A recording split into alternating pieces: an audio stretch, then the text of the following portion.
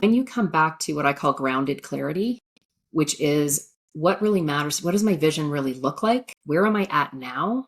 Like, have that assessment of where am I really at now? Because there's going to be places you're actually doing well, places that you are moving forward, and then set strategic goals. Welcome to the UpliftHER Leadership Series, a segment on the Self-Care Goddess podcast, a special space where holistic self-care meets high performance and the feminine leads with grace, power, and purpose. This podcast is your pause in a productivity-driven world, a space to reset, regulate, and reconnect with feminine wisdom and visionary leadership. I'm your host, Rita Savoya, holistic nutritionist, trauma-informed breathwork coach, and founder of Breathwork Barista. Each week, you'll hear soul-expanding stories and thought-provoking conversations with women leaders, founders, and change makers who are redefining success and what it means to lead with heart. These are the conversations we need to create the future we desire, rooted in self-care, integrity, and soul-aligned leadership. Breathe in your power, breathe out the overwhelm, and let's begin. Hello, and welcome to another episode of the Self-Care Goddess podcast with today's special UpliftHER Leadership Series segment. Before I introduce my amazing guest today, let's settle into the space for just a couple of moments. I invite you to maybe perhaps if you're able to lower your gaze or even close your eyes to really tune out the outer world and just tune in for a couple of minutes here. Not thinking about what you're going to do next or what you've done already, just sort of tuning into how are you feeling? Allowing the breaths to flow in through the nose, expanding the belly, and then on the exhale, let's sigh it out with a sigh. Deepening your breaths here just a little more, allowing the inhales to expand. And then letting go with the exhales of any tension, any stress, any discomfort that you might be feeling in your body. Maybe perhaps even in your head. So just allowing the exhales to wash away any uncomfortableness. And as we follow these deeper inhales and exhales, I invite you now to channel the breaths into the area of the heart.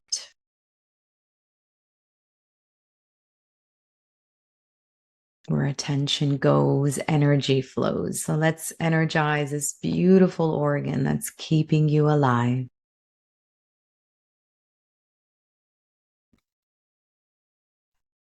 And as we continue these heart-focused breaths, I invite you to visualize someone that you're grateful for today. Visualize this person, maybe a pet, right in front of you. And I invite you to radiate all the love, the gratitude, and the appreciation from your heart to their heart for being here for you through the good times and maybe the tougher times.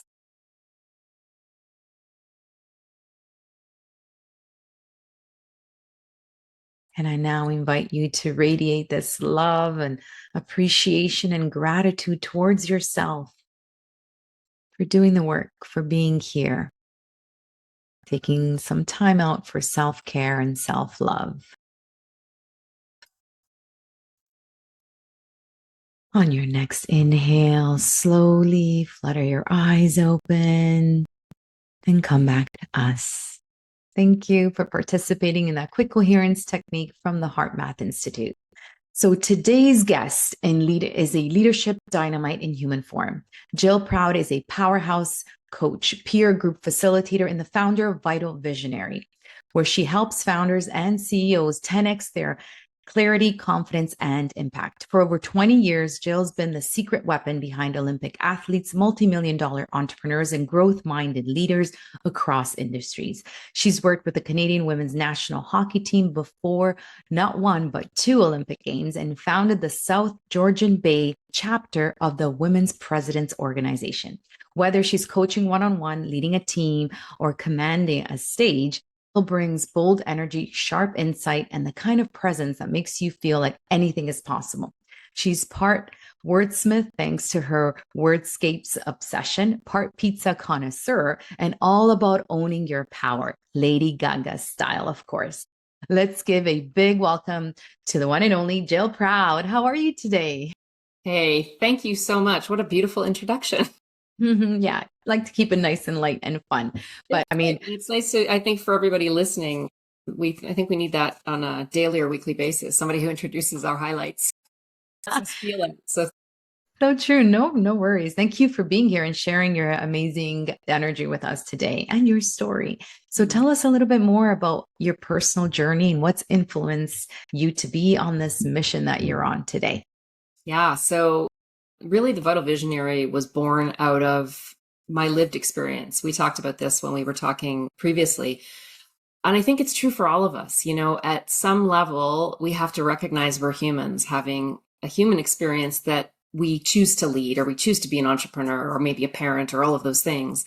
And we're human first. And so for me, it really came out of watching my mom as a single mom raise me and do a kick-ass job of making the best life possible for us. And, you know, there was this period of time where we were sort of in this 10-year relationship with an abusive partner and needed to get out. And so one of the things I think that really shaped me was, you know, you can talk about the hard stuff, which it was for sure hard. There's no question.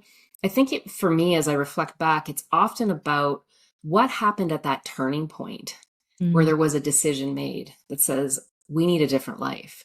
And so watching her really go into the place of, I need to resource. I need to skill myself up. One of the places she knew was sales. Like, how do I get into sales? Because there you can make commission, you can make more money, you can figure out how to be a bit more autonomous, have a book of business. And she made that happen. She started selling Alouette on the side. Do you remember, like a Mary Kay Alouette? Yes. Learning how to sell, learning how to gather groups of people, influence people to show up and buy. Wow. And watching her do that as a way to supplement our sort of path out, and then go on to do incredible jobs, really shaped me in terms of both what's possible when you actually have a vision for the future,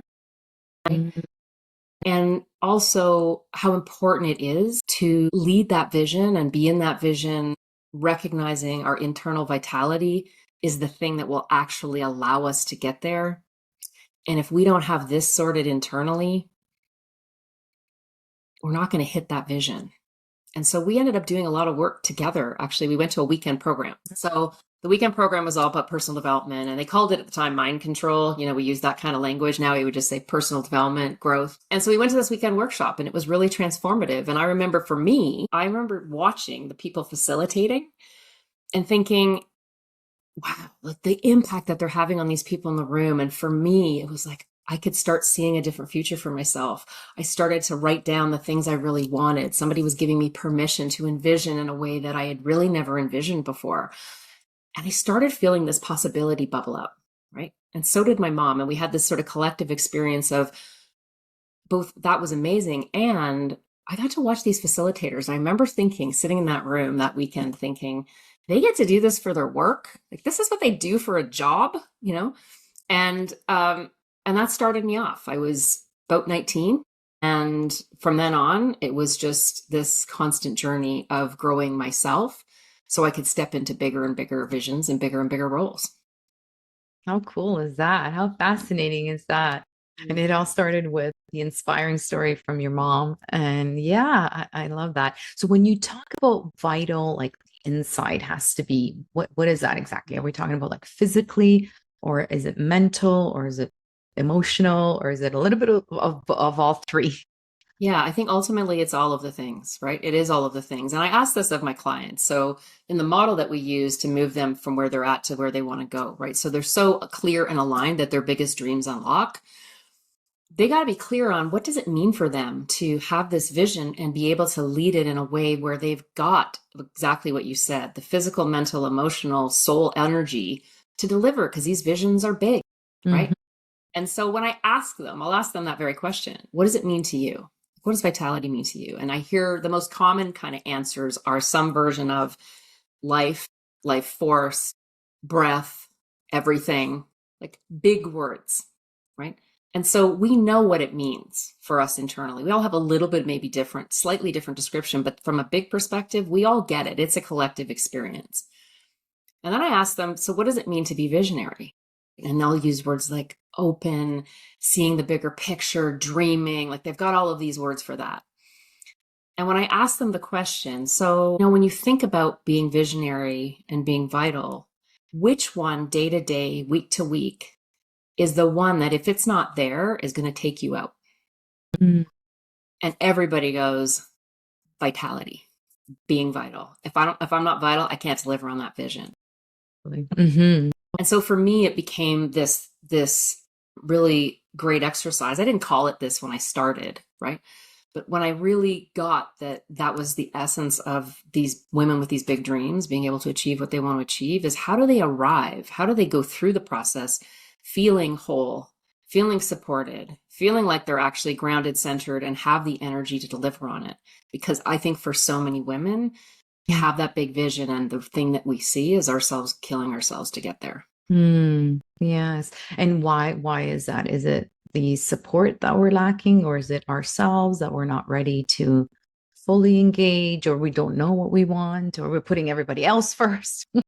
Yeah, I think the last thing you said is for sure that I think the number one thing I see is we're so used to, I think just socially, culturally, it's ingrained often in our families. There's so many levels that it's ingrained that we are here to serve everyone.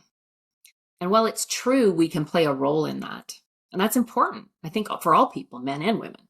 Yeah. It's just the pressure and the expectations that are very much unconscious and some conscious, but very much unconscious. And the expectations are very much that we are externally focused as women. We're looking at everybody else and looking for what needs do I need to meet now? Who else has needs that I need to meet?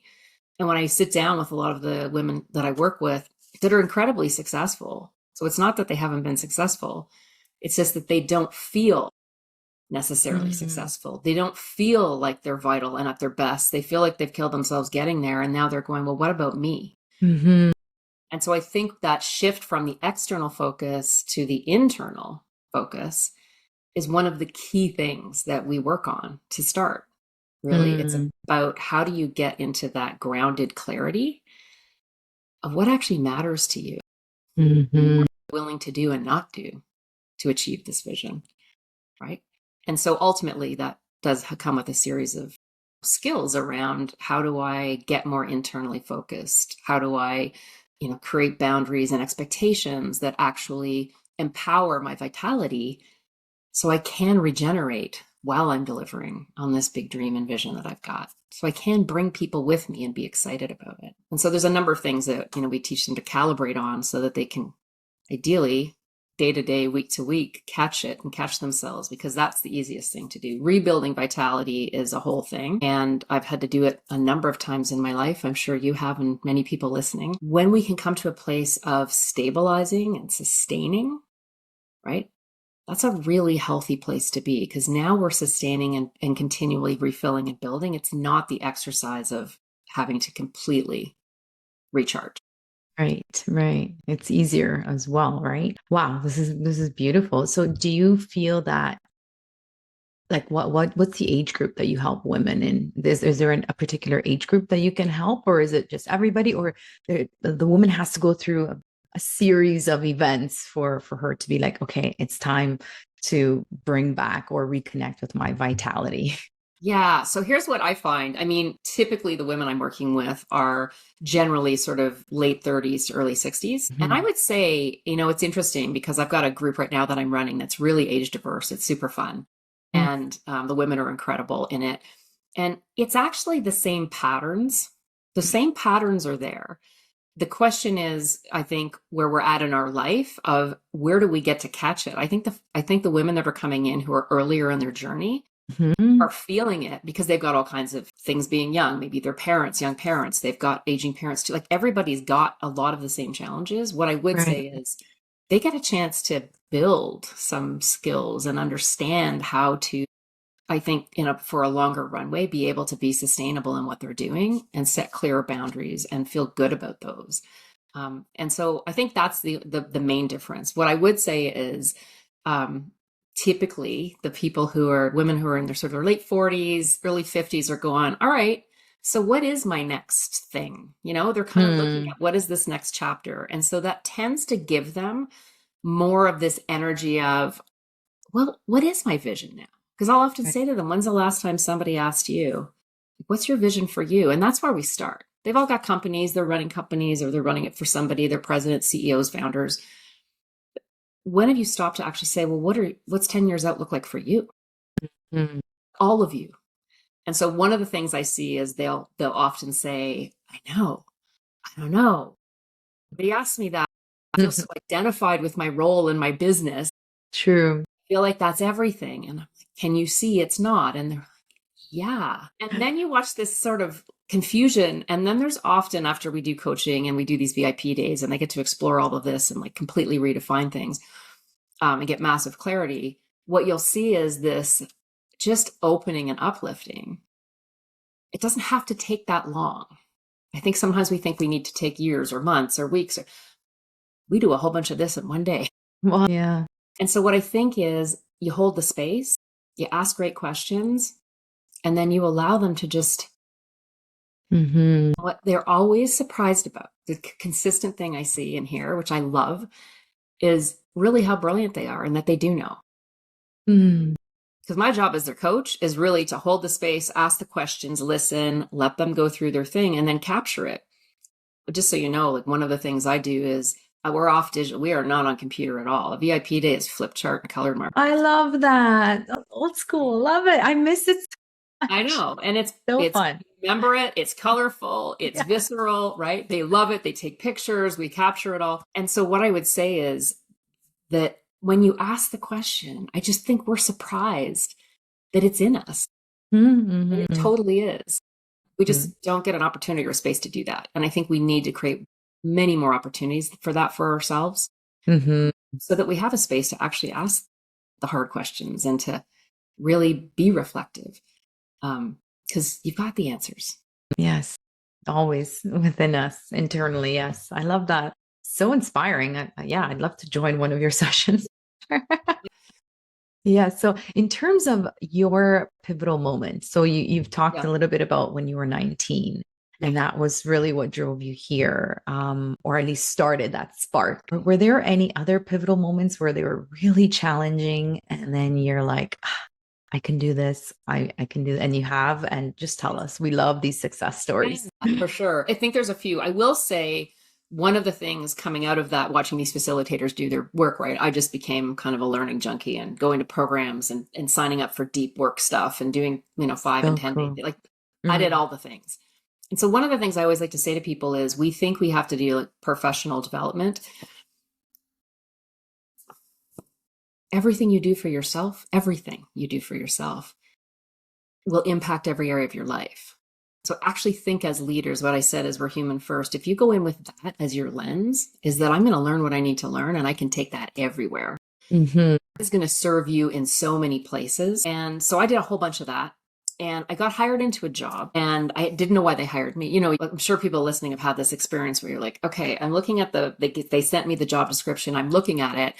And I'm thinking the first three things I don't even have. And they want to fly me down to North Carolina. And it's, what are they doing? I'm not really sure. In any case, it was a training company and they were selling into the large banks. And so I hired as a VP of business development. It was a bigger role than I've ever had. I was 33. All of my clients were pretty much white males, 50 plus. Everybody was older than me, had way more experience. That was their whole role. And I sold $1 million, almost $1 million in the first year. Mm-hmm. And third best in the company. I was, really rocking it on many levels. And yet behind the scenes, it felt hard. I felt inadequate. I felt like I most of the time didn't really know what I was doing or wasn't doing enough, because the level of the sales goal that they had set was based on the previous guy who'd been there for 15 years and had connections all over the industry, golfed, did all the things. Right. And I came in and had none of that. Mm. And while my boss was a really nice guy, really great guy, there's a difference between being a great guy and a great leader, right? Brilliant salesperson, Right. not a brilliant sales leader. Mm-hmm. And so I just started to go into this rabbit hole of never feeling like enough. Mm. And it was awful. I was living in Toronto. We live in Collingwood. My partner's here. My life is mostly here. I made this huge move. And so I'm feeling all this pressure. And then 9/11 happened. And I was downtown Front Street, a church in Toronto, right near, the financial district. And we watched it happen. And I drove home, left work. We all did, as you would, to process. And, I still get emotional talking about it. And I remember driving home thinking, life's short. You never know. And what have I done? Like, what am I doing?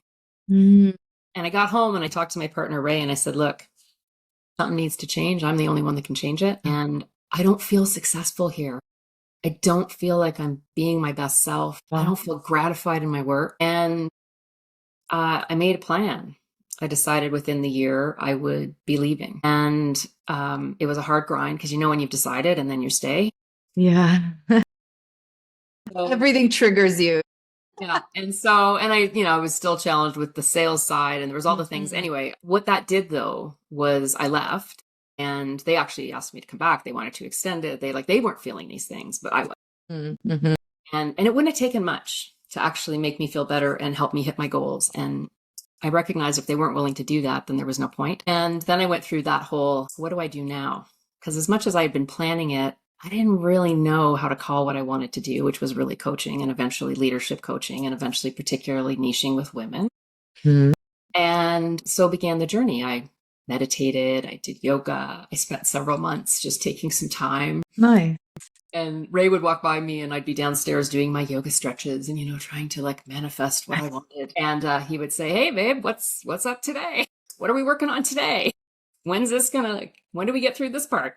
And I took a sort of sabbatical, did some, research and all the things, went to Guatemala for 5 weeks, exceptional experience there, came home, and then launched my business for real 22 years ago. Oh my gosh, so much to unpack. I love it. And first of all, Guatemala, where in Guatemala I went as well. It was so magical. I was in Xela, Quetzaltenango, so very, very close to Mexico, very, very Mayan. Beautiful countryside. Guatemala is gorgeous. Yeah. And it's beautiful. The people were beautiful. I lived with a family. They were amazing. I just had really exceptional experiences. Went on my own, which felt good. It felt like the right thing to do at the time. And I loved it. I'd love to go back. I've actually just been talking to somebody I know has just been recently. I keep thinking it's on my list. Yeah. One of the places I want to go back to, I'd love for Ray to see it. And what it did, one of the things, I think going to other cultures and being part of, particularly in, I think, cultures that, Central America doesn't get as much sort of focus for travel and all that kind of stuff. True, yes. And going to cultures where the people really still live pretty true to who they are and how they are. It's an agricultural community. There's gorgeous flowers and corn and all of this agriculture around this area that I felt really special, that I was very fortunate to find an awesome not-for-profit that I had worked through to get there and go in Spanish. But I think sometimes you need those before, I think I needed that before I was ready to go, okay, this is the thing I'm going to do now. Yeah, nice reset button. Yeah. Unplug to plug back in, right? Yeah, after all the yoga and stretching and visualizing, eventually you have to act. Crazy as that sounds, you have to act. Yes. And I love how you said that you knew you wanted to do coaching, and then it was leadership coaching, and then niching even further down to women. And I love that progression. How long was that sort of trying to figure it out? How long would you say? How many years? Yeah, well, I would say when I first started, it was, you need coaching? Sure. And you need it on sort of your business. You need it on, this, that, or the other thing. And what I started to notice, the pattern started to be where I went, Okay, everybody's human. They're having the same challenges. So the first few years was you sort of did what you needed to do. I worked for other organizations, so I delivered their stuff for a few years. I worked with sort of 3 other organizations, learned a ton from all of them. The work that I did with the hockey team was actually through one of them was Performance Coaching, is now Ignite. They're an exceptional company. They still do amazing work in the world of sport. So I was very, very fortunate, brought in to do very specific assessment coaching around mindset and that kind of thing. And so I had all these great experiences. And then in about sort of 5, 6 years in, I just noticed I was working with both men and women. I still do in teams. I love both. It just seemed like all the women who were coming to me were open. They wanted to get better. They wanted to be better for their teams. They understood what it took to do that. And they were willing to do it. And it just seemed like I kept getting these referrals into more and more incredible women at higher levels. And I would say, I think, again, I'm sure you've had this in your life where you meet 1, 2, 3 people that really sort of help change the course of where you go and how you think about yourself. And I had that in one of the people that was my clients. We had this connection. I met with her through this other company I was delivering for. It wasn't my contract. I just went in and delivered. And she was sitting in a corner office at RBC on one of the high floors and beautiful view and all the things. And I'm thinking, I think I'm a little over my head. We made this amazing connection and she loved how I coached her. And she went on to be the head of private banking. She did incredible things. She was a great human. And she told me 2 things. She told me, raise your prices. I can't hire you and tell my people I'm paying you. Like, you need to raise your prices. And you need to start basically working with all of my people, start really building relationships so that we have a common language and we can actually bring them. Wow. Yeah. So I was incredibly fortunate because not many clients will tell you to raise your prices. No. She was a huge supporter of women. She helped support women getting into roles that in private banking that just were VP roles that weren't populated by women previously. She hired powerhouse people that I still know and love. And so Mary Helensky, and she passed. And what I would say is that pivot point of her passing and me deciding, you know what, who are the clients I really love to work with? Her and those kinds of people. Where are they and who else? And that was kind of the next evolution, right? So I was doing all kinds of different work. And then I decided, it really is about the coaching piece and the team development piece. And that's when I started just going out to all kinds of industries and loving the diverse work that I was doing. And it just happened to be that all of these leaders that were referring me to these incredible women who were running organizations and who loved, which I think is why people work with me partly, they love growing their teams. They want the best for their people. So it was such an honor because that's what leadership's about. It's exactly. How do you show up fully as you? And so, yeah, so that started. And I started doing things like helping get people hired into higher roles. And it was just this sort of evolution of multiple industries and then women. And then I started running peer groups. And that was sort of about 8, 9 years ago. I really started doing a lot more of that. And they're women-based peer groups that I run. And I love them. And it was just filled me up. And people got filled up and they got results. And so I saw the value of the one-on-one's amazing. But the value of having women come together and support each other in a facilitated environment with somebody who knows how to do that and leverage everyone. And that's the difference. I think you can get together. It's different when it's a facilitated with an intention. And so that's been sort of the latest evolution, is really the peer group. And I keep expanding that to multiple. And I love that. Thank you for sharing that, because there's so much pressure, especially if you're just starting your business or maybe pivoting into an entrepreneurial.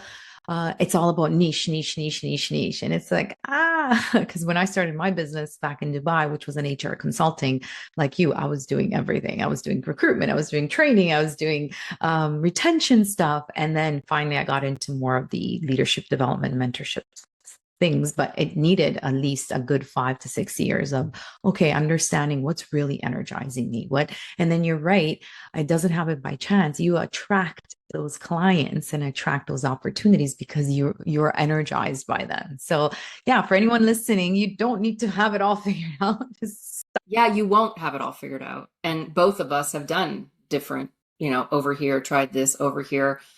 either sometimes come back to where we're organized. Oh, this is a place I really want to play. I didn't know that peer groups were a place I wanted to play. And then I got tapped on the shoulder by somebody very sort of randomly up here in the Collingwood area that wanted to start the Women Presidents Organization chapter. They needed a facilitator. We didn't know each other. I just showed up because somebody invited me. I didn't even know what it was.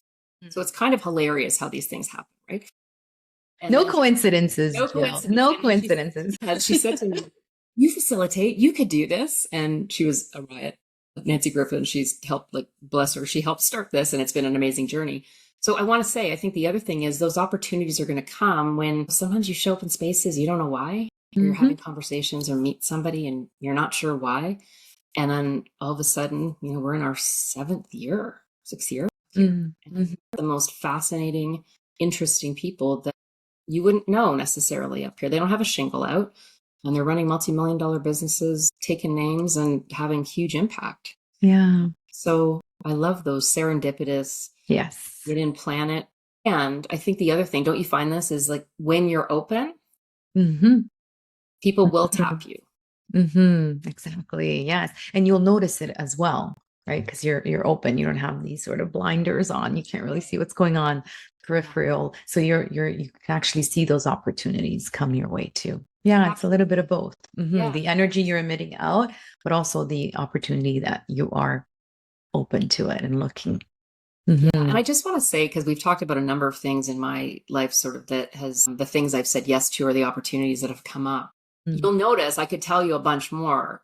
Many of the same themes are true, which is, why are they hiring me? I don't even have the first 3 things on the job description, right? Why they hired me back there at that training company was because I didn't have 15 years of banking experience. I didn't have training in how to, like, deliver credit training and do all of these things that I still didn't have a clue. I was selling it, but I didn't know how to do it. But I didn't need to know. What they knew was you had somebody with energy, somebody who was likely a quick learner, which I was. And what I did really well, and I probably focused on this on the first phone call, was build relationships.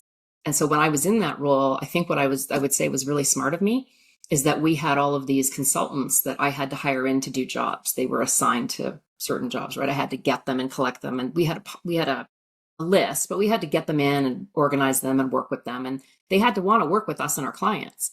They could say no. And I was really good at nurturing those relationships. And they were exceptional coaches, totally expert in what they do, and clients love them. So it was a huge win-win. I'm like, I don't have to be the front person. This is their job. I need to find great people. And I think building those relationships was everything. So sometimes we don't, I think, value as women the skills, abilities, those attributes, or strengths in a way that actually labels them as a strength. They could teach me the technical stuff. They couldn't teach me that. And so that was a huge, big deal. And when I left, I just had such great notes and thanks from the people that I worked with, because we really did build something really amazing. And I was fortunate because I learned from some of the best. So that just lit me up, right? If there was nothing else, and I wasn't great at selling the credit stuff because that wasn't my thing. But the coaching, the sales coaching and all that piece, that was my jam. So this thing grew like crazy, right? And it felt easier, right? Because it was something I understood, knew, and loved, and I valued what the impact they would have. And so I got to learn from some of the best on that front, which was just, to me, one of the side benefits that is everything. So cool, right? When you're in hindsight, when you sort of analyze it again, it's like, yes, that's why I took that job, or they approached me, and just so much learning for sure. Yeah. I mean, even with myself, I've taken NLP, EFT, tapping when I was in HR, and I'm like, when am I going to use this in a setting? Can I really see myself doing this? And now in my second career, that's when I'm using the NLP and the EFT. It's just amazing how my mind knew, or just I knew intuitively that I would be using it down the line. So yes. Absolutely. And I think one of the things I love about that, Rita, is it speaks to so many people that are listening, I'm sure, where what I said was, you may not know now. Yeah. Trust it's something. But there's some place that you're using it. And for some of us, it's not always the business context, right? It's going to be in other areas of our world. That still impacts everything we do. How we show up in our relationships personally, or how we show up with our business. Like, we need to understand those two things are connected. And so I think it's the same when we're learning. we find those ways, right? Now you've got, oh, of course I did those courses. Of course I did those trainings because that's exactly what I need to be doing right now. Exactly, right? So answer the call, basically. Yeah. Yeah. Say yes and show Yeah, it. exactly. Yes, because you just never know. And I'm curious in terms of the internal, is there a common internal struggle that you see from the women in these groups that you facilitate? Just curious, because as you mentioned there, most of them are very successful and they're just sort of what's next. And is there a common theme that you see? Yeah, I think there's sort of three that I notice most consistently. And when I say it to them, they go, yep, one or but all of them are me. Stuck, isolated, exhausted. So there's something that they hit when they're ready for their next change, which we all do in some way. I think what's interesting, particularly, and it's not just like for sure in entrepreneurship, because they often do feel like they really are, because quite frankly, their house is on the line for everything financially, all of the contracts, all of the liability, like it is a thing. It's true though for presidents and CEOs that run companies that I work with too. It can be very isolating. And what's interesting, I think there's this paradox of women often we say are, well, they gather, you guys are great at relationships. You're always meeting and going to things, and whether it's fundraisers or networking, etc. That's not what my people need more of. They do have that. What they don't have is enough of time with their actual friends. Like those relationships go because they're so swamped and busy and everybody's whatever. And so they're actual friends who they can have like one-on-one and support. And I think the other place that really is missing, and that's why when I started doing peer groups, I saw this massive value that happens of being around other women who get it. So when you talk about being resilient, or you talk about what do you need to succeed, or what's going to really support you in your vitality, the thing I always go to is, who are you surrounding yourself with? Who are the people in your world who get it? Because that is the number one thing I hear is they'll say to me when I'm coaching one, I'm like, oh my God, you get this. Like you completely get it.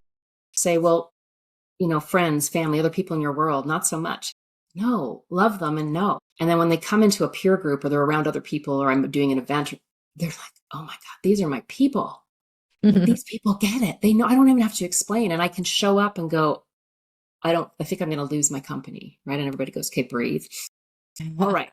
What's underneath that, right? And it's not about necessarily losing it, but it feels like I'm not showing up like the leader I need to be. I don't know how to finance this thing. I don't know how to make it through. Right. And you can show up with the hard stuff, and you can also show up with the celebrations. And I think you really need to be around people who will, for real, celebrate with you. Who will go, you are awesome. Yeah. Did you see what you just did after the week you had and you showed up and did this? Did you notice that? Because especially as we rise to the top, we don't get that kind of feedback. Usually people think we're good. Yeah. They look at us and go, hey, they're good. They're rocking it. Look at them. They know how to they know how to speak. They know how to project, their leadership. On the inside, it doesn't feel like that though. So I would say that stuck, isolated, exhausted, just feeling like it's all on me. Those are the three things I hear the most. Interesting. And speaking of exhausted, just personally, have you experienced burnout, given all of these amazing things that you've done in your career and continue to doing? And if, like, what are some warning signs that we should watch out? Yeah. So I would say yes. And I think different levels at different times, right? And I think there were times, even in my young life, in that tough time that we went through with my mom, and there was times I was probably absolutely burnt out. I wouldn't have understood that as a kid. Right. So I think about as I grew, I would say 100% when I left that job that I was talking about, I was about 36 and I came back. I mean, part of why I was doing yoga and meditation and just taking time to write and really be with myself was because I hadn't had any of that. I was running between two places. I was out on the road. I was it felt like I could never just center and be any one place. And so I would say there for sure. The biggest time though is more recent. And I think it can be, and I'm going to say this to anybody listening, where you feel like, especially if you're doing work or you have a role, like you feel like you have this role model to play, that we can't talk about this, right? Because I'm vital visionary. I got to stay vital. I got to be modeling all the things, right? And I always just say to people, like, I often put two hands up of anybody facing this, or this. I'm like, two hands up. Yep, I am. Or I did. Or I just came through it. And so I would say just around 2019, I was perimenopausal, heading into menopause. By March, of course, 2020, our 5-year-old dog died in December. November, I put my back out in the worst way. I've never had an issue, put my back out in the worst way, and I'm not even sure what happened. And then COVID happened. And there was this convergence of very highly emotional things I wasn't understanding. I didn't think I'd get hit by menopause the way I did. I had regular cycles. I've always been a really pretty balanced person, not a lot of anxiety. I haven't eaten meat in 30 plus years. Like, I just thought I'd take care of myself. And so what I will say to you is, I think a couple of things happened. One is, yeah, it was COVID and all the things, but there was a whole bunch of life events we had happen with sickness, death, aging parent, like a bunch of things. It was not one thing. And my own internal experience. And what happened was I couldn't reconcile the internal experience because I didn't understand it. First of all, I didn't think it should be happening. I didn't know why. I slept brilliantly my whole life. All of a sudden, I'm not sleeping and I'm going crazy. All of those things start to happen. And now we're hearing all about it. I didn't understand it. Even when I reached out for help and went to my natural, it just felt like it wasn't me. Does it make sense? I couldn't reconcile it. Right. It didn't be happening to me. Yeah. And yet there I was. And so, absolutely, in 2022, particularly heading into 23, absolutely. And then I had a partner have a breakdown. My parents went through, my mom and her partner went through a bunch of stuff. We've just had one of them pass. There's just been a lot.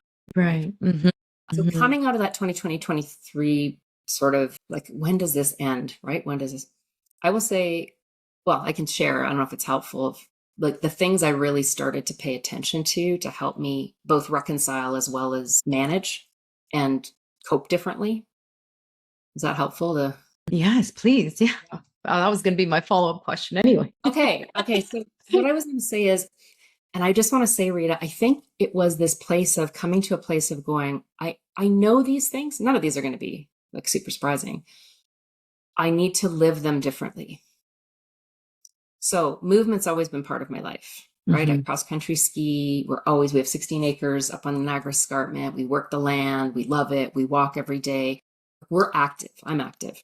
When I started lifting weights, using weights in my workouts, I know people talked about it a few years ago. I didn't really get it at all. It fundamentally helped shift me and all kinds of things. The building of muscle, like managing cortisol, like all of the things like people talk about. I'm not an expert in all the things. What I know is that was my experience. And so while all kinds of movement help, game changer.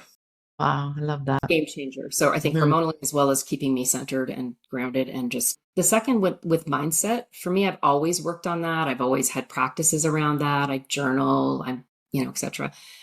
I would say, I don't call it gratitude. I do call it grateful. So I started doing a lot more gratefulness acknowledgements of practicing being in gratefulness.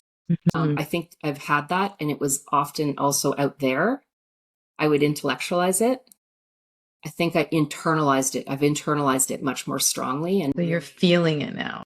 Really viscerally. There's lots of times in my life I needed to re-engage with that and do it at a deeper level. And so bringing that mindfulness piece, and the other piece is our brains do need different frequencies, right? To be able to modulate, to regulate our nervous systems, all of those things.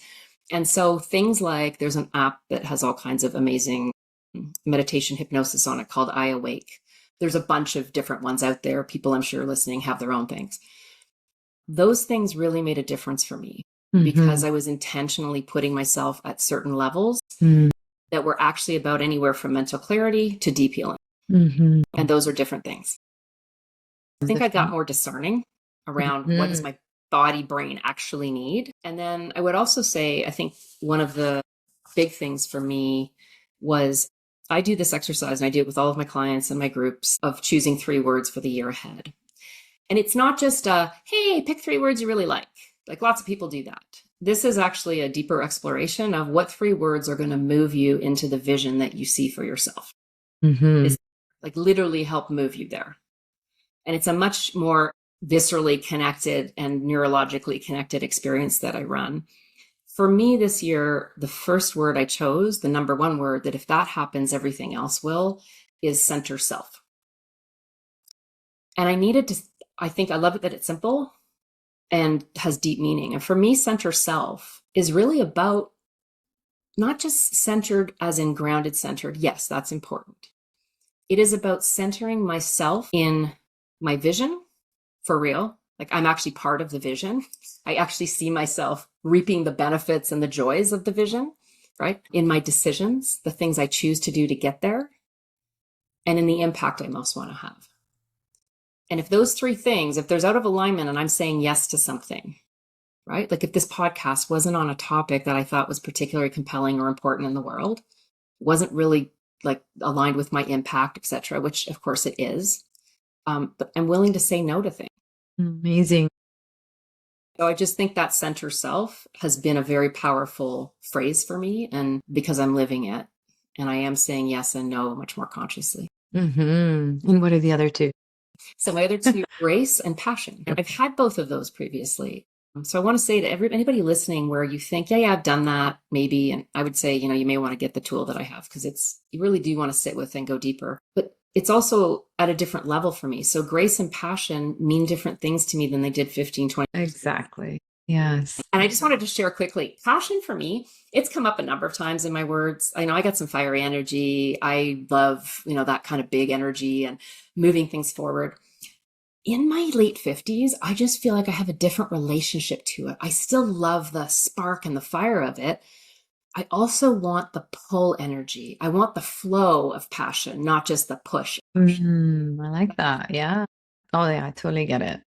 When you look at that embodies both the masculine and the feminine. Exactly. I have the fiery stuff and we also have the flow of it. Yeah. And receive and nurture, right? Yeah. So critical. That's why grace matters, because the person I wanted to have the most grace with was myself. I'm much better at focusing on that with other people and using that in my coaching. That's the place that I coach from. And I was not applying it to myself nearly as much as I needed to, especially given my journey the last 5 years. And so, it's center self, grace, and passion. So beautiful. I love that. And have you seen a sort of a theme with the women that you support in terms of these three words? And the reason why I'm asking is because we did touch upon it earlier when we had our pre-talk, and it's actually a theme that I had no idea I was going to embrace in this podcast series. And it's about feminine and masculine energy and how I'm feeling this awakening of women just embracing their femininity and in a more nurturing way and saying, you know what? I don't need to be a bitch, to lead or to be heard or to have, because I experienced that when I was living in Dubai and I was running a business where men didn't want to see me. So I had to bring in an associate and they would talk to him. So anyway, all kinds of like stuff, but I feel there's a shift. So I'm just wondering if you're feeling that too. Yes. And I love that you brought this up because I have a timely example. So one of my VIP days I just did, and we just launched our Female Founders Network last week, second cohort. And in both cases, when we went through this 3-word exercise, we had a good laugh because, all of this doesn't have to be serious. You got to laugh. And so one of them shows up and she's got this driven, executing, like these words that are like really intense and they sound really hard. So I listen, of course, as the good coach I am, and I nod my head and okay, great. Excellent. How do those feel when you actually read those? I want you to read them again and just how do they feel right now? And I could tell by the way she was reading them that they were intellectual. They weren't actually. And she said, and she gets this face like I'm making right now, like, and she almost didn't have words. And I said, do they feel hard? They do. I said, yeah, I'm going to just give you a quick reframe. Right? This exercise is not meant to have an outcome that is about like, you gotta hit your goals. It's all about like, it's not that voice. Turn that voice down. What I'm asking you, the question is, what 3 words are going to empower and support you to actually achieve this bigger vision in a way that you are vital? Different, right? Yeah. And so she went, and she's just like crossing them off and came up with a whole other set of words that just felt so much more impactful for her. And we did it the same thing at the Female Founders Network. We had a good laugh because they're like, some of them were like, geez, yeah, I thought I had to have ones, right? We think we have to have ones that are more intense. No, the point is what's going to fill you up, light you up, keep you vital. That will serve you everywhere. And it is different from a man. Let's face it, right? We're not just little men, physically, mentally, even how we lead. So yes, embracing that more. And I think on your point there, I think it's also that men need permission to have these words. Mm-hmm. They need full permission to have whatever feelings and emotions and words that they want too. And they don't get that permission. I mean, they have somebody like me, like the women I'm working with, coaching them. And we have people like, you and I, and, we're connected in a world where we get to make that choice. And I think just to put a shout out to anybody who has partners or people in their life that are male, that I think we need to give them permission to actually embrace this energy too. They need it. Yes. As much or more. Yes.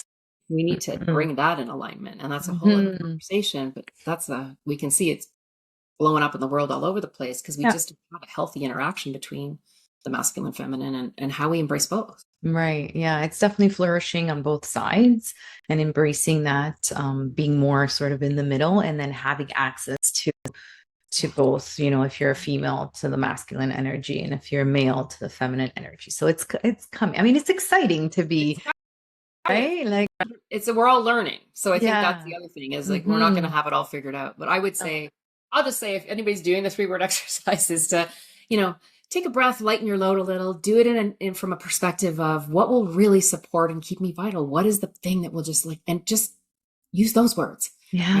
Yeah, exactly. A lot farther with those words.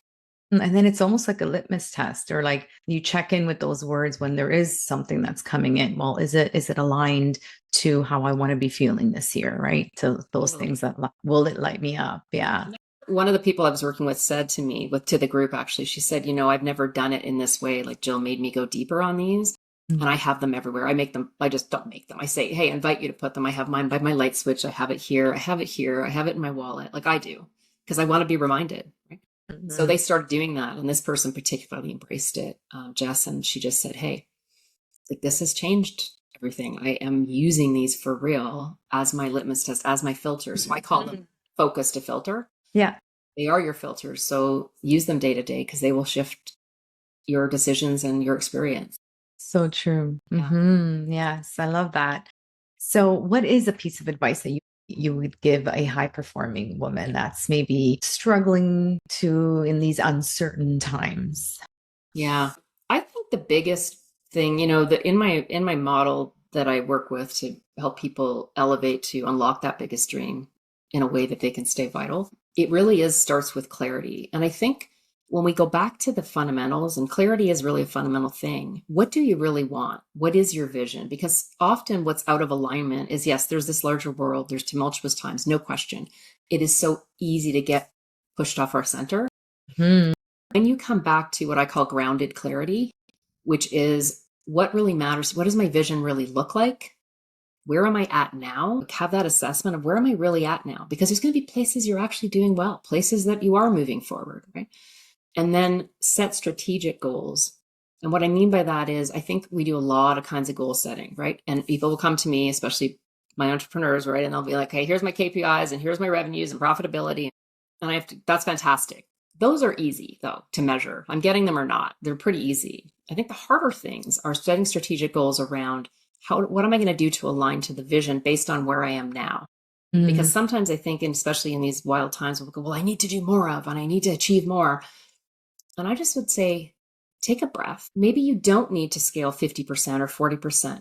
Maybe 10 or 15 this year would be amazing and still get you exactly the outcomes you need, and do it in a way that you maintain your vitality, that you've got time, money, and energy for the things that you want in the world, and you're not killing yourself doing it, because there is a cost to everything. And so sometimes I think we're really unconscious about the goals that we're setting, or we're really focused on the numbers, which matter.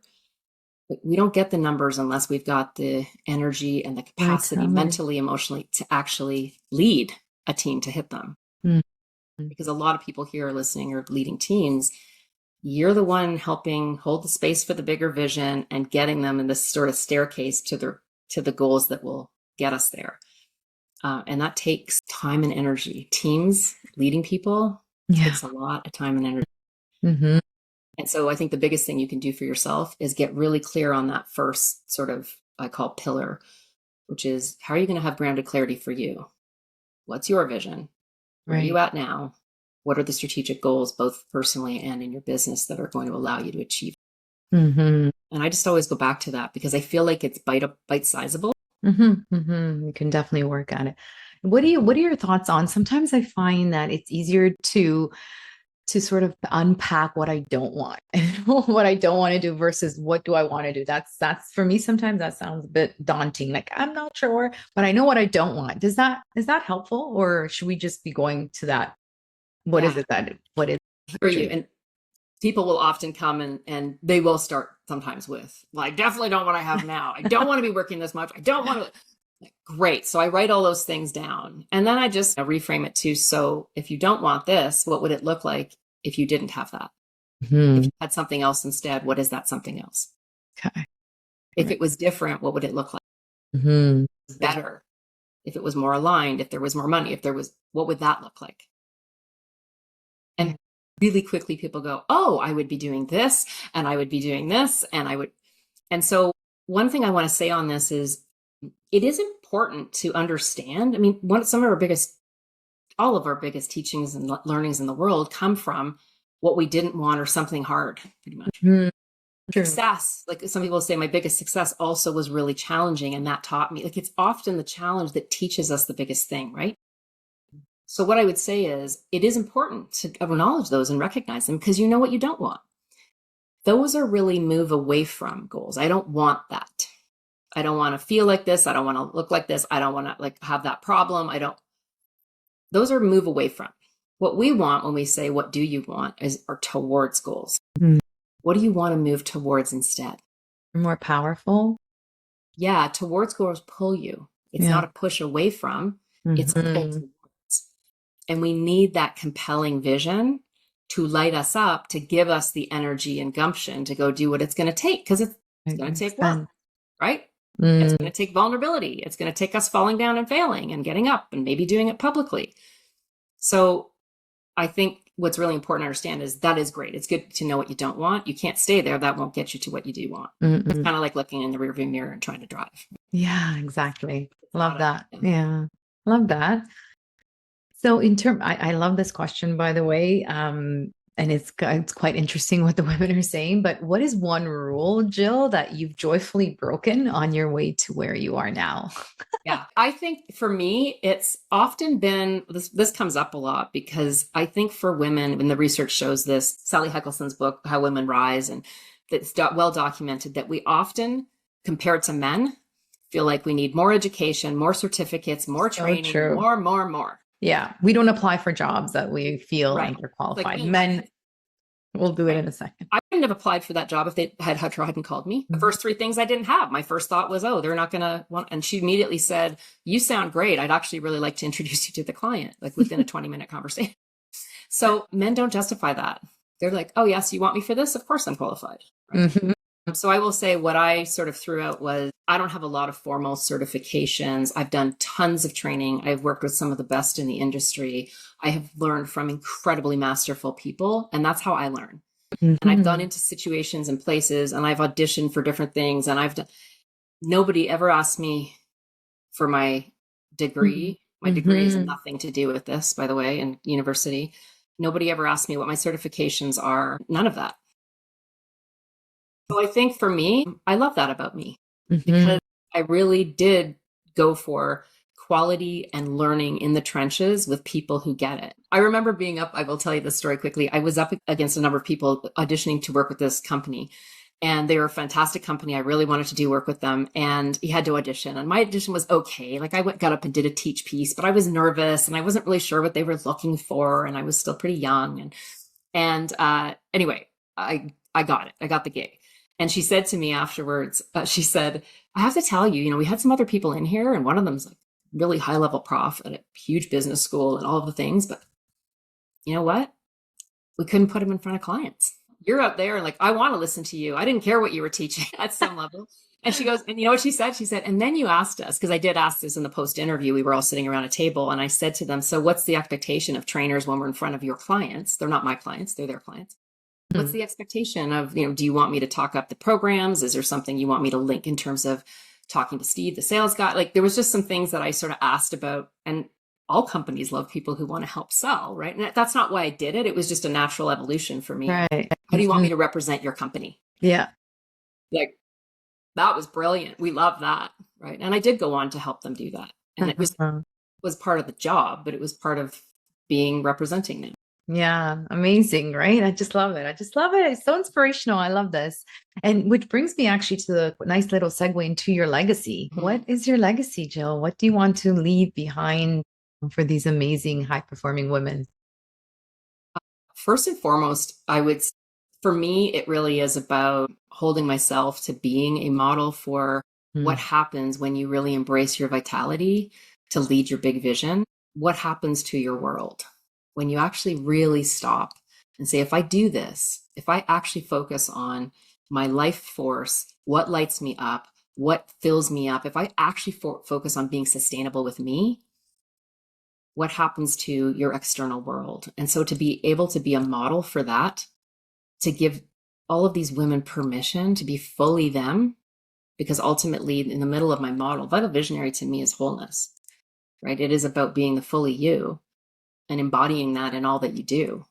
And so that for me, because what I know it leads to is all the things I love: clarity, confidence, impact. Yeah. All the things that what light us up about living as human beings in this world. I love that. Yeah. Yeah, because I'm helping women find their joy again, you know, and reconnect with their selves that they end up giving to everyone else. Because it was there, like it was there. That connection was always there. So it's just a matter of pausing, breathing, and just finding that joy again. Because we should all be living a joyful life. Yeah, and especially exactly. And you know this, the people you work with, you know, we're all, I want to say everybody out there. I mean, so often we're actually doing incredible things, and it's totally inspiring. And I know when I started, I didn't use the word confidence with my client because they were all so successful. And to me, they were incredible. And I remember people saying to me, well, you actually help people coach confidence. I'm like, yeah, my people are pretty confident. No, I think they're good. And it was really more recently in the last 5 years where I'm recognizing, no, everybody is questioning. Everybody is asking themselves, was that good enough? Is that okay? Did I do okay there? How was this? Right. And so I would just want to say that I think we're all questioning that. And when we have people in our world who can help, like you, can help reflect back, not only are you, you know, doing an exceptional job of it, it's actually okay to love it and to be in joy about it, right? Like it's permission to be in joy about it for a moment, a day, or a week. To actually be in that, that's a beautiful thing. So true. So true. And every time, like in my career, when I wasn't, I was like, all right, it's time to go. Like I need to change something. And of course, you know, there's courage that's required, circumstances and all of that. But it's that drive that no, this is my birthright and I am going to embrace it wherever I can. So you're living that. I was going to say, you're living that, even the way you say it, for people that you're working with, so that it gives them permission to go, it's actually okay. Actually, it's necessary. You use joy, I use vitality. It's necessary. So exactly. An incredibly powerful thing. Yeah, for sure. So what does success mean to you at this stage in your career and life, Jill? Because it, you know, changes. Yeah, and oftentimes, what I find too, when we're in corporate world, it's like, okay, it's based on what others say, or even society. Society defines it, your upbringing, your parents, whatever it is. So I find that it has changed for me too. But I'm curious in terms of where you're at right now. What does success mean to you? Yeah. You know, I think about this question in part because sometimes I'm looking for something more. Do I need something more? And so I often will say to people, look, you don't have to have your vision. When I say, are you visionary, particularly for women, they'll say, and they'll feel squishy about it. Visionary, that's a big word. Okay, do you have a vision? And they all do. And they, you know, we do some work and within an hour, we've got this beautiful vision. What I often say though is, you know, you don't have to have a vision of the people we admire most, which are a lot of, quite frankly, men and white men in the world. Like we always are quoting the same people that have these big, you know, visionary people. I think it's the same with success. So for me, actually, success for me is really being able to live in a place of my values, the thing I love most. And so I live on 16 acres of the beautiful Niagara Escarpment, looking at Georgian Bay. I have the most beautiful view out my window on a daily basis. I work with amazing clients. I have a system that I've developed with Vital Visionary that helps change people's lives and how they lead and therefore businesses. I work at the top level that cascades down, which is like just blows my mind and is exceptional to me. I have a loving, kind partner of 30 plus years. I have a great relationship with my mom. I have some beautiful family and friends. Like there's a lot of things that I just, when I stop, I go, God, like how fortunate am I? And also how, hey, yay for me, right? For creating this and being a person, true. right? So I would say success is always about that for me, those things. Am I having those things? What I want more of, what I would say now, I would say, I want to take my business to another level. And I am figuring out what that looks like and in what form right now. It's a bit squishy and messy. It feels challenging in many ways. And it feels great some days. I'm excited. And other days it feels like, why am I doing this? And I think I need to get a job. Yeah, that's my backup. Selling ice cream on a beach. Flavors, so nobody has any choice. I was going to do one. Excellent. I love it. Simplify. So I think for me, that's the thing that's kind of lighting me up right now. And in part, it lights me up for me. It's probably the same, similar for you is my business. It isn't me. It's not my whole identity. It is a huge part of me though. And it is part of how I like have big impact in the world that I want to have.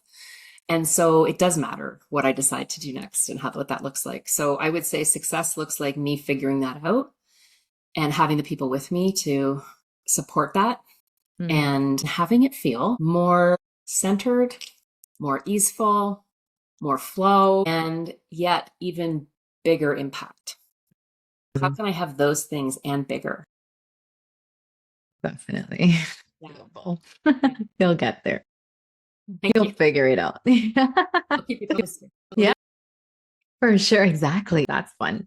So in terms of speaking about people that we admire, if there was, if you could have lunch with one woman, who would it be and why? Okay. I'm going to go quick because I have a couple. Jane Goodall, who I admire. Why? I admire her for her massive commitment and pretty singular focus that for 60, 70 years, 70 plus, it's unbelievable. The commitment and focus that she has to work with chimps, what the impact, that commitment and focus and the impact it's had. And everybody knows it blows my mind. I think Michelle Obama, for somebody who was, Black in the White House, who had a for the first time ever and had a lens on her that was so laser focused on let's watch for what she does wrong. The grace and the intellectually smart that she managed that with is so inspiring. And then I think of music always. So I think Ella Fitzgerald. I think the clarity of her voice and her beautiful, when you listen to her do live albums and how she just riffs off, she forgets the lines of Mac the Knife and she just riffs it and does it. I think especially at that time, she's just masterful in her craft and just somebody that I've always hugely admired. So if I could have all three, I had to say them all because I feel like they all hit different. I love that. You're allowed. No worries. You can have all three. Why not? So what is a book, a quote, or mantra that has profoundly impacted your life? Yeah. I there's a number. You're probably, I don't know, like me with stuff all over the place that we always have things around. Here's the thing. In I think it was grade 10, I was sitting down with my English teacher, Mrs. Skinner. She was tough. She was also incredibly smart and she knew how to run that classroom. You didn't mess with her. I was doing a verbal book report. And so you had to sit there and talk with her. So there was no bullshit. There was nothing like she could see whether you'd done the work or read the book or not. Now I loved English, but she asked me a question. What does this line mean to you? And the line was, there, but for the grace of God, go I. So there, but for the grace of God, go I. And I had no idea. I didn't understand it at all. I had no relationship to a religious God. I still have no relationship to a singular God ever. Like, I don't think that is like realistic and or expansive enough. And I didn't know what it meant. And so she said to me, Jill, what it means is, and I want to say the book it might have been Great Expectations. It was some classic book. And she said, really what it means is, are you able to see in somebody else who's in a situation that you would view as challenging, a homeless person or something, can you see yourself in them? When you look at them, can you see there but for the grace of something, whether that's a great parent, whether that's being white, whether that's whatever it is? Are you able to see that that could be you in other circumstances? You're not so different from that person. So and I get goosebumps saying it to you. And so I think of that. I'll often replace it there, but for the grace of whatever, the universe of being white, of being a woman, of being whatever it is. And I think it helps me check bias, privilege, and also my humanity is when I know I'm getting judgy, when I start listen to other people get judgy and I'm all like, they're so judgy. And I just have to stop and go, well, how is that about me? And also when I see hard stuff or when I'm listening to hard stuff, I need to stop and go, okay, I think that happened to them because they didn't do something. And then I have to stop and go, okay, wait a minute. There are places in my world that I could have done things differently and I didn't. And there, but for the grace of somebody tapping me on the shoulder, a great coach, my partner, I could have been down that road. Right. So that for me always pops in my head. It's a nice little check, isn't it? Yeah. Little check-in. I love that. Thank you for sharing. So if you can give your younger self one piece of advice, what would it be, Jill? I would say be patient. Something I have not been good at most of my life. I think I came out of the womb running. I would say be patient and allow. Like just let myself breathe into whatever the world is offering, to opportunity, to all of it, to breathe into it and allow rather than control, to allow things to unfold. And that goes beautifully with your flow, right? Yeah, and because when I'm practicing that, the center self piece, and I'm working with my therapist on this a lot, is how do I just be with and allow some breathing room? Because so much gets resolved when we give things space and breathing room.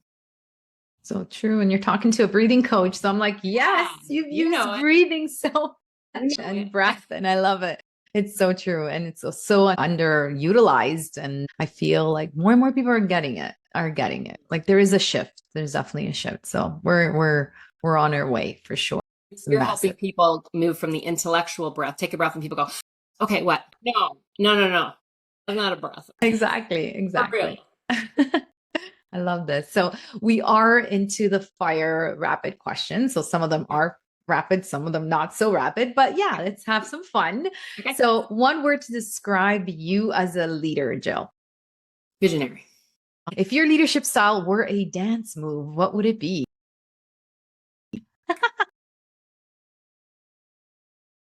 You're doing it. Morning person or night owl? Morning. Coffee, tea, or something else? Tea, especially if it's fresh leaf, like loose leaf, and either Earl Grey, latte, or anything herbal. Nice. Mountains or ocean? Ocean.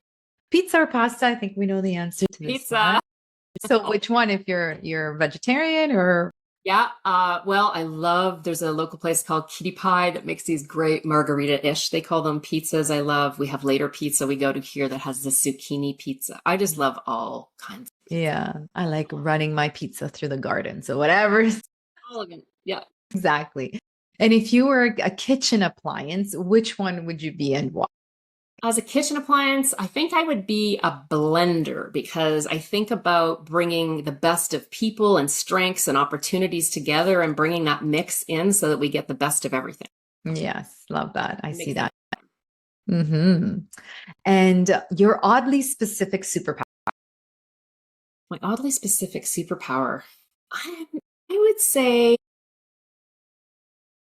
I don't know if it's odd. I would just say, I think one of my superpowers is just seeing when people need a look or a smile or just a moment. I think I'm often that person. Stop and notice. And it doesn't have to be overt. I was just watching speakers in Toronto, this lovely panel. They were amazing. And one of the women came up to me afterwards and I didn't know. I just was like looking at the panel and, gauging when you're supposed to. And she said to me, I just have to say, I had a green dress on that was pretty shiny and lovely. Somebody said, you love her dress? I'm like, she goes, no, I do love her dress. She's in fashion. You looked at me while I was on stage there. And that really meant a lot because I could focus on you. And I was really nervous. I didn't want to do this. And it felt really hard. And I really appreciate you were really open. And I really felt like you were like there with me.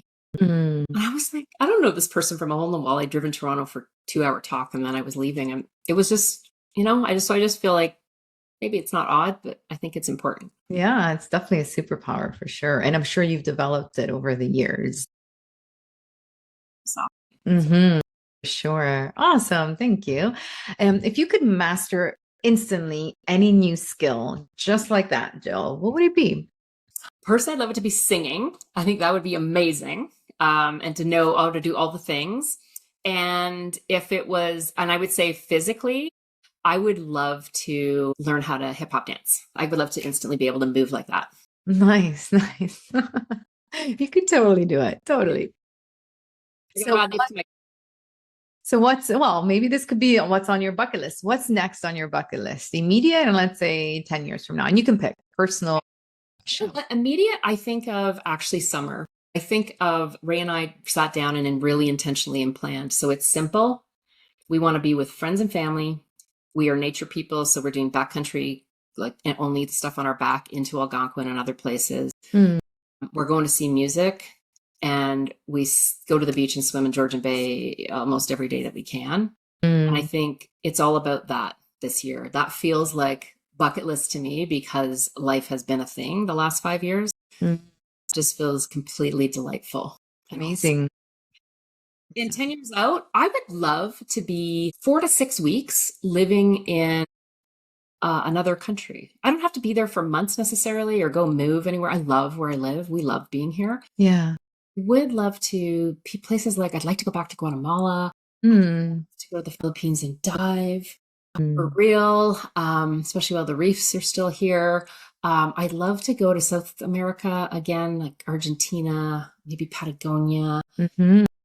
Places in my mind, Italy. I want to go eat and drink wine. So, but I'd like to do it and stay somewhere. We like to go places and just kind of stay. Mm-hmm. We haven't been doing that lately. So that's on the way to 10 years. I'd like to do multiples of those. Nice. Would you do it in the winter to escape the Canadian winter? I would. You're fine with the winter. It could be. We love winter. We would go to Italy. Ray used to ski. My partner skied in the master's level cross country. And so he's been to Italy and Finland and some other places. Oh, cool. North of Italy sounds amazing. So to where he went. Mm-hmm. Cross country ski trip, actually. Yes. Yeah. The Northern Alps are just breathtaking. I'm not a skier, but I'd go drink hot chocolate. There you go. Amazing. I love it. You just took me, I love traveling. So you just took me to all of these places as well. And yes, Guatemala, Lake Atitlan was just super magical. So magical. Antigua, like, yeah, so beautiful. So in closing, if you can gift every woman listening and watching one thing, Jill, tangible or not, what would it be? So thinking of Oprah, you get a car, you get a car, you get a car type of thing. Yeah. I think what I'd love to gift them is the experience of actually truly being in their own vitality such that they feel grounded clarity, embodied confidence, and accelerated impact. That they actually could just feel how possible that is for them. And that when they have that models it for so many people. And then we have a movement of a new way of being. And so I would love to gift them that. You have. You are. With the work that you're doing, I think even just talking to you for these 90 minutes, I feel so inspired to just go for it and just really feel that it is my birthright to feel this vitality at any stage of my life, no matter all the ups and downs. So thank you so much for saying yes, for sharing your beautiful story, sharing your experiences. It's so truly impactful what you've done, what you're doing, and what you're going to continue to do with women. And it's so needed. So thank you so much for the work that you're doing. And thank you for saying yes to this conversation. I am so grateful that our paths have crossed. Well, I would say me too. Thank you for asking. Thank you for asking great questions and for listening so beautifully and for reflecting back. And I've thoroughly enjoyed this. I hope that I can't wait to hear your future ones. And I love that you're doing this series. I think it really matters. I think it really matters right now. So true. So needed. So I appreciate you. Stay in touch. Bye. Take care. Bye for now. Thank you for joining us on Uplift Her Leadership Series, a special segment of the Self-Care Goddess podcast. If this conversation lit something up in you, please share it with a fellow change maker, and let's keep building a new model of leadership together. Follow me on ritasavoya.com and stay connected for more conversations that blend well-being, wisdom, and bold feminine leadership. Until next time, breathe mindfully, live intentionally, thrive gracefully, and remember, self-care is your superpower. Ciao for now.